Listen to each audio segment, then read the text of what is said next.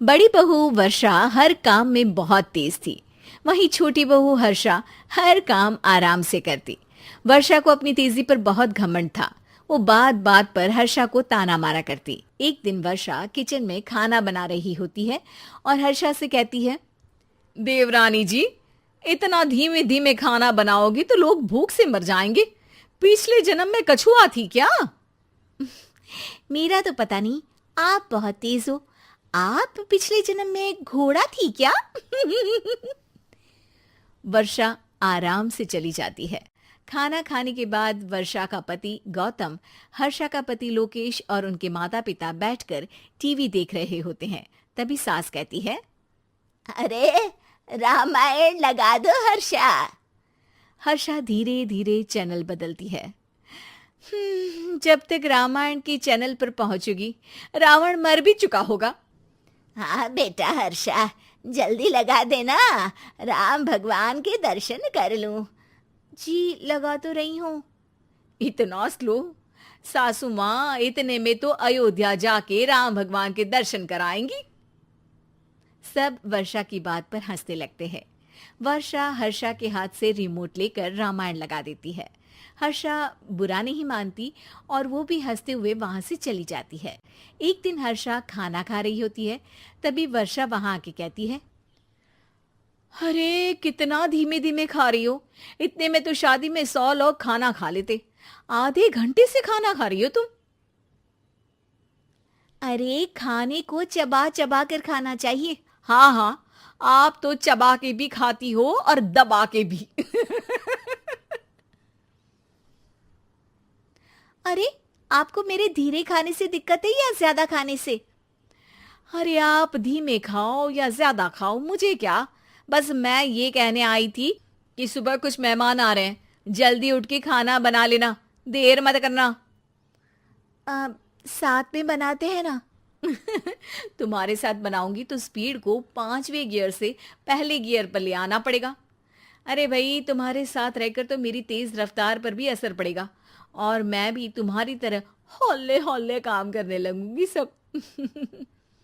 ठीक है, मैं पराठे बना लूंगी और सब्जी बना लूंगी। आप चपाती बना लेना और दाल बना लेना। हाँ हाँ ठीक है, पर अलग अलग ही बनाएंगे। अगले दिन हर्षा जल्दी उठ के काम करने लगती है और वर्षा सुबह उठ के ये सोच के वापस सो जाती है कि काम तो वो तेज कर ही लेती है। अगर थोड़ी देर सो भी जाएगी तो भी हर्षा से पहले तो काम निपटा ही लेगी। हर्षा बेटा, आज भगवान के लिए थोड़ा जल्दी हाथ चलाना। हाँ, मेहमान आने ही वाले हैं। जी हाँ माँ, आटा गूंद लिया है, आलू उबल रहे हैं, पराठे बनाने ही वाली हूँ, फिर सब्जी भी बना लूंगी। इतने में ही वर्षा वहां आ जाती है। माँ जी, मेरा तो आप टेंशन ही मत लो, अभी उठी हूँ, लेकिन देखना खाना फटाफट राजधानी एक्सप्रेस की स्पीड से बना दूंगी। इतने में ही मेहमान आ जाते हैं। आइए आइए आइए, खाना बन ही रहा है, चाय बनवा लेती हूँ पहले आपके लिए। सास किचन में आती है। वर्षा, वो लोग आ गए, चाय बना दे जल्दी से। हर्षा को नहीं बोल रही क्योंकि वो तो सुबह की चाय देने में शाम कर देगी। चाय बन भी चुकी है माँ जी। वर्षा तेज ही नहीं, सबसे तेज है। अब चलिए मैं चाय लेकर आती हूँ। वर्षा मेहमानों के सामने चाय लेकर जाती है। ये हमारी बहू है वर्षा, तेज वर्षा कहते हैं इसको। हर काम में इतनी तेजी रखती है जैसे मिल्खा सिंह भाग रहा हो। अरे वाह वाह, फिर तो खाना भी जल्दी मिलेगा हमको। हाँ हाँ, आप चाय नाश्ता खत्म कर लेंगे, उसके पहले ही वर्षा जल्दी से स्वादिष्ट खाना भी लेकर आ जाएगी। वादा तो कर लिया जल्दी खाना देने का। आपकी चपाती भी नहीं बनी और दाल भी नहीं उबली। फिर भी तुमसे पहले काम खत्म हो जाएगा मेरा। तुम्हारी तरह नहीं हूं, घड़ी की सबसे पतली सुई की जैसी धीमे धीमे धीमे काम करती हो तुम। बस वर्षा अपने तेज हाथों से दाल कुकर में चढ़ाती है और आटा निकाल के गूंथने लगती है। थोड़ी देर में कुकर की तेज सीटी बजती है और वर्षा का हाथ डोल जाता है। आटे में पानी ज्यादा पड़ जाता है। अरे रे, आटा तो ज्यादा गीला हो गया। वर्षा जब रोटी बेलने लगी तो एक भी रोटी गोल नहीं बन रही थी। कोई रोटी श्रीलंका के नक्शे जैसी थी तो कोई रोटी ऑस्ट्रेलिया के नक्शे जैसी बनती। वर्षा चिढ़ जाती है। कुकर फिर से जोर से सीटी मारता है। सास बाहर से आवाज देती है। वर्षा बेटा, आज स्पीड थोड़ी कम लग रही है। टाइम और लगने वाला हो तो बता दो बेटा। वर्षा को ये बात सुनकर बहुत बुरा लगता है।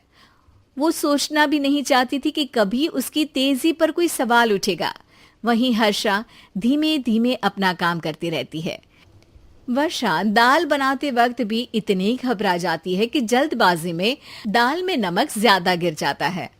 वर्षा का खाना फिर भी हर्षा से जल्दी तो बन जाता है और जब खाना मेहमानों के सामने लगता है तो सब हर्षा के खाने की तारीफ करते हैं। अरे पराठी तो कमाल की बनी है और सब्जी भी। बस दाल में नमक थोड़ा इधर उधर हो गया है। वर्षा को बहुत शर्म आती है और वो नीचे सर करके खड़ी रहती है।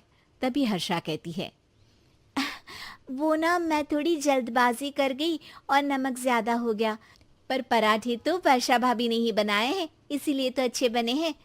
वर्षा ने कभी नहीं सोचा था कि हर्षा के काम की इतनी तारीफ होगी, लेकिन वो उसका यश वर्षा को दे देगी।